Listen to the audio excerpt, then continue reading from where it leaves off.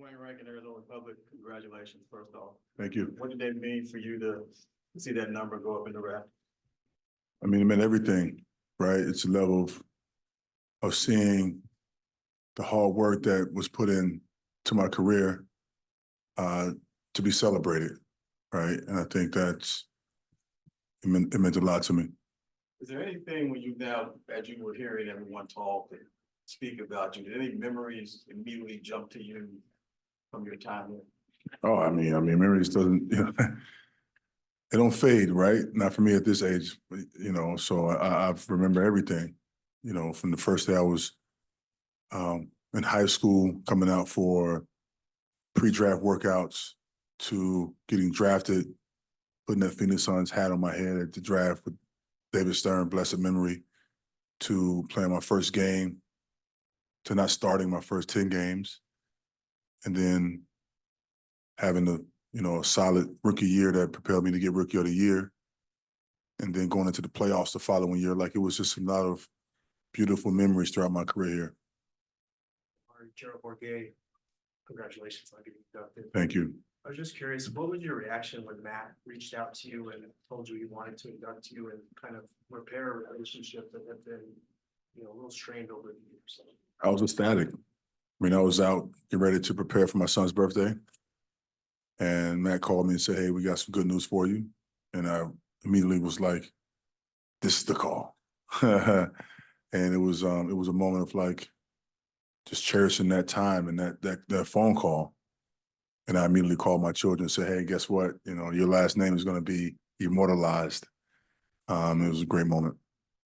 How was that to be able to celebrate with your family here and be embraced by Suns fans and recognized in that way after so long, and retiring as a Knick and all of that in between? What better way to celebrate this moment, right, than with the fans, with the Sun organization, and my children, right? There's no better way to celebrate this moment. And I think tonight embodied that in its totality. Congratulations. Thank you. What do you make of the job that Matt has done here since taking over? And Matt was the owner back then when you were finally here. Do you think you would have finished your career as a Sun? I do think so. I think if Matt was the owner at that time, Staten Nash would have lasted a lot longer than it happened. But we can't, somewhat cry over spilled milk, right? Everything happens for a reason. And we were able to have so much success here where we get a chance to celebrate a moment like tonight. So I think Matt's doing a phenomenal job of celebrating the legends that played here and also bringing a culture back to Phoenix that's imperative, Amar'e, Washington, 12 News. Congratulations again, growing up in the Valley, watching you play. You just left a legacy here in the Valley, but now you see guys like Devin Booker kind of carrying that torch. He spoke very highly of your relationship. What is it like seeing what he's done and to be the longest tenured player on this team now? It's great. I mean, that's what the game is about, passing the torch, right? And he's taking the torch and he's on another level in today's game. The way he plays the game of basketball with such poise and IQ, right? As a young player, you don't see that very often. And I think he's able to study the game in a way where he knows if he continues to play at a high level, he can be one of the greats. And that's the ideal for any player that wants to compete at the highest level. You want to be one of the greats. He's on the right path. He was telling us that he was younger earlier in the league, that he would send him texts of encouragement, even on nights where they were getting beaten, but he felt like no one was watching. What were your messages to him, and why was it important to you to kind of reach out to him in that way? Well, I think for me, it's always about being able to encourage the next generation, right? I saw Devin when he first got drafted in his early career here in Phoenix, and I wanted to be, there for him if he needed any advice, right? Because I've seen it all. I've been persevered through a lot, and I've been able to accomplish, at the highest level. So a lot of times as young players, you need that type of, confirmation from players that have been there. And I felt like it was imperative for me to be the guy who would help him if he needed any help along the way. Sports, just speaking on the way you developed your game after the injury, the Phoenix analogy that you were making earlier. Can you speak to like the physical things that you were feeling and realizing maybe some of the limitations that weren't there before, and thus like developing the skill and the prowess that you did in the mid-range and in the post? Yeah, after having the microfracture procedure, which I never heard of that word before until that moment, right? So I had no idea what was in store. And then waking up from surgery, saying that that's a procedure that took place. And I was like, okay, wait, so I'm out for the year. And I was surprised by that. And then going through the excruciating recovery, contemplated retirement. It's like, I just cannot keep this going. I mean, there's no chance. I can barely walk, right? I will come back, reach a high level, have great practices. I'm back hanging on the rim, flying through the air. Next day, I can barely move. So, but it took a lot of persistence, a lot of determination and self-improvement in order to like persevere through that moment. And I think that's what propelled me to continue to become a better player even after the procedure and develop more skills. You look at the glass half full, right? And you try to develop skills that you didn't quite have before and come back as a better player. And that was my idea. Very supportive, great to see you again. Do you have a moment or time that stands out to you above others in your time here with Phoenix? Yeah, I think one moment that I can think of now is the first time I came to Phoenix as a player that was looking to be drafted here, right, as pre-draft workout.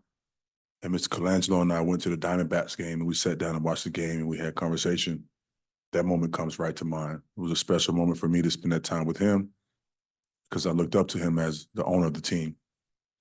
And then winning Rookie of the Year, being the first player in NBA history to receive that award from high school.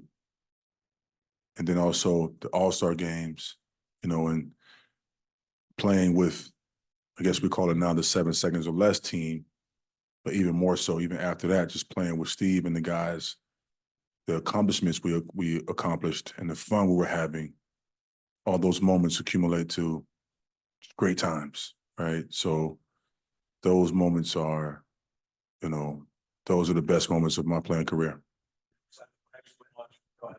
The Diamondbacks win. The Diamondbacks did win that night, actually. That's right. Who's a player that you watch now that you feel shares similar qualities in terms of the heart, fearlessness, intensity, some of the guys watching out? I'm looking around and trying to find a few guys that has that tenacity. I think Giannis has a bit of it. I remember speaking to Tim Gergerich, who was also on the coaching staff my rookie year here in Phoenix. And then he was also with Milwaukee when Giannis was a young player.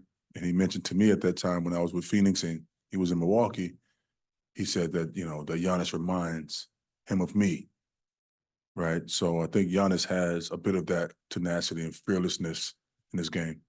Also, you have a 3-point shot down, started now, close back then, that transition. Right away. In my rookie year, I hit a 3 to send the game into overtime in the playoffs. So I was always mentally thinking about shooting a 3, right? Even in crunch time. So if that was the wave of the game at that time, I would have for sure shot more 3s. Being back on the floor. I mean, coached a little bit last year. That's something you still want to